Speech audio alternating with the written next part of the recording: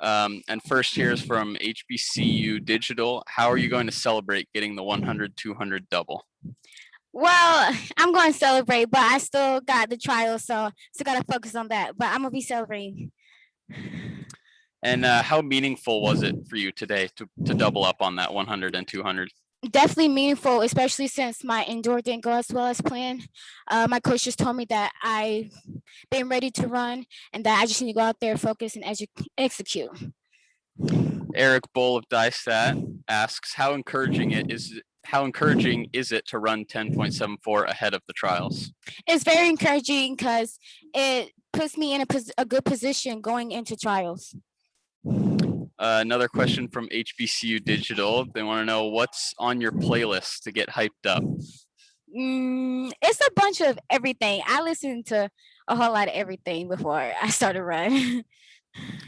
And then trying to double up in the 1 and 2 is such a difficult task. So what do you think made it possible for you today to complete that? Knowing that from the prelims that I was in a good position, and knowing that all these girls are very talented and they was determined to win just like I was. So for me to just go out there and do what I do, stay in my lane and execute, that was very encouraging. And then Doug Binder wants to know, can you put into words what it means for the NCAA program to have a weekend like this? It means that even though people don't consider us an elite school, we show people that we don't need money or like extra academics to be number one.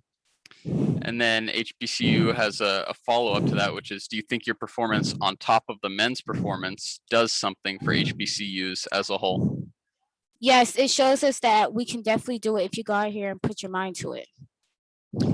Another question from Eric Bull from DISTAT wants to know, was that technically the most efficient you've ever executed one or both of those races today? No, it wasn't number one, but I just knew what I had to do to make it even better. All right, I'm going to give, if any other reporters have any other questions.